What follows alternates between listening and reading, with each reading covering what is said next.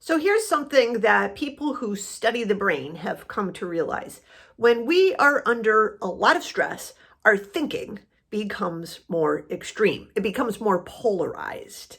We tend to assess situations quickly as being good or bad, assess people as being friend or enemy. We think of our options as being either fight or flight.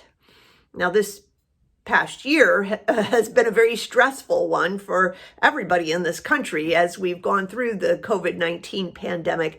I wonder if you have seen the effect of that stress on your thinking or on the thinking of the people around you. I know I've seen it in myself. I've seen it when it comes up when we have these conversations about reopening the church to in-person worship.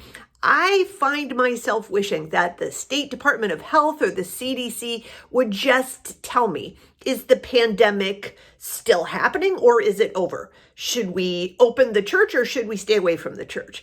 I don't really want to get into all of the nuance of the various ways in which we can still and must still mitigate risk. Just tell me, can we worship or can we not? Now, this coming Sunday is the 5th Sunday in Lent, and we're reading a passage of scripture this week from the Gospel of John, from the 12th chapter. And in this passage, everybody is under a lot of stress.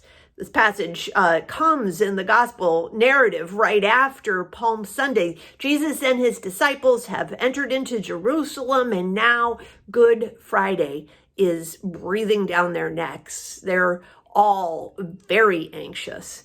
And you can see it, I think, in the extreme language of the passage.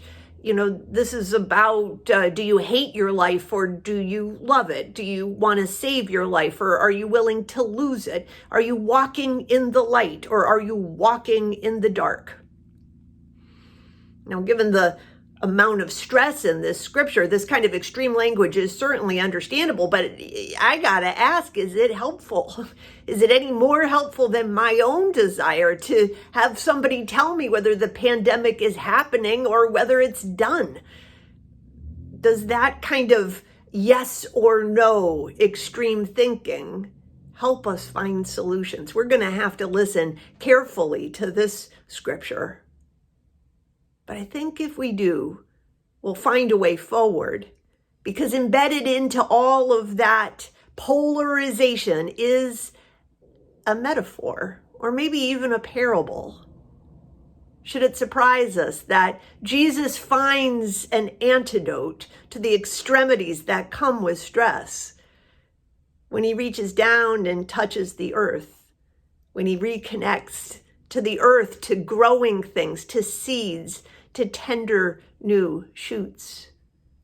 That's, after all, where I have found relief this week, every week of this whole pandemic, in the created world and walking around this city, and now looking for buds. I'll see you Sunday.